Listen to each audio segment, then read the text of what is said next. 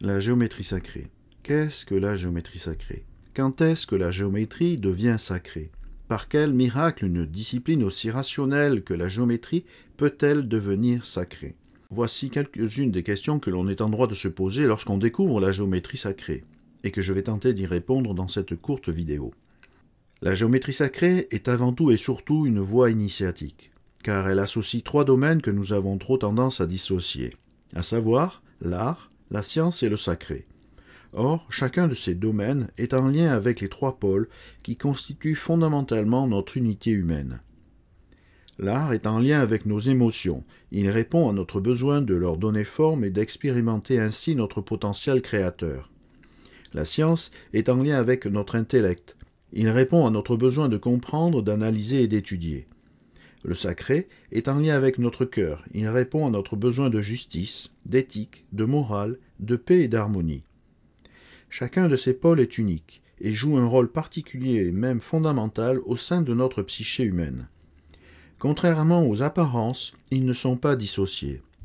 Mais de par notre système socio-éducatif actuel qui privilégie la science au détriment des deux autres pôles, nous vivons en mode dissocié la plupart du temps, et nous ne savons plus comment faire pour retrouver notre unité naturelle. C'est en ce sens que la géométrie sacrée est une voie initiatique parce qu'elle contribue à la restauration de cette unité originelle et naturelle. On peut donc dire que la géométrie sacrée est à la fois un art et une science qui sont tous les deux en accord avec le dessein divin. Il y a deux approches pour comprendre quand est-ce que la géométrie devient sacrée. L'approche rationaliste et analytique et l'approche sensible et intuitive. Pour la première, on peut dire que la géométrie devient sacrée à partir du moment où l'on est en présence du nombre d'or, qui est appelé Phi, et qui a pour valeur 1,618. Il est depuis longtemps clairement identifié, puisqu'il est issu de ce rapport 1 plus racine de 5 divisé par 2.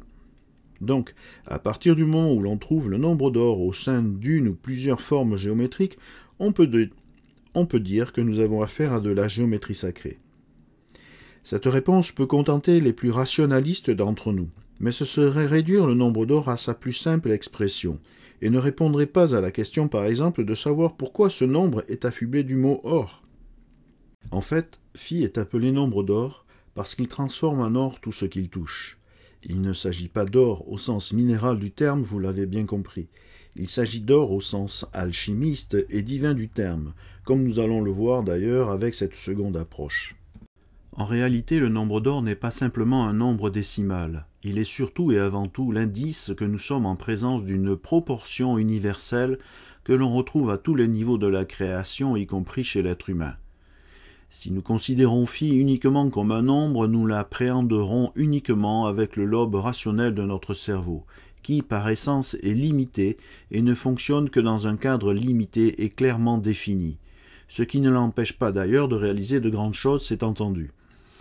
Mais lorsque nous considérons Phi comme l'expression d'une proportion universelle, à ce moment-là, nous permettons à nos deux cerveaux de fonctionner ensemble.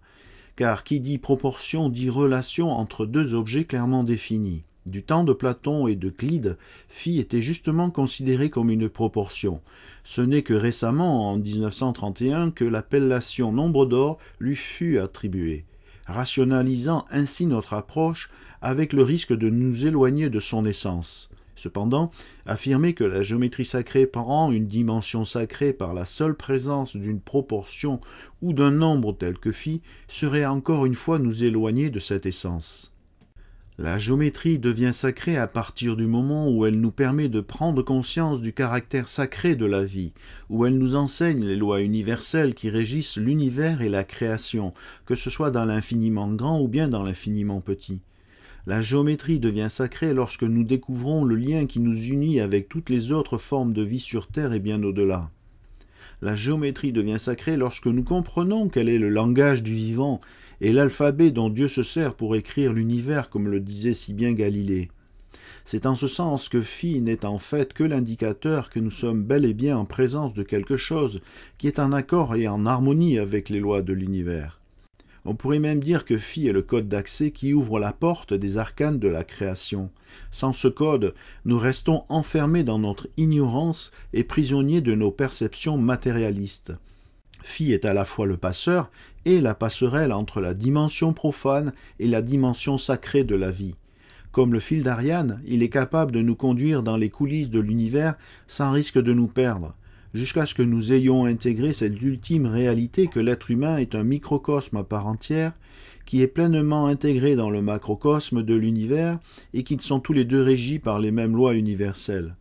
Certes, Phi est mathématiquement identifiable, mais la géométrie sacrée est irrationnellement définissable. Cela signifie que la géométrie sacrée ne peut être comprise par notre seul intellect.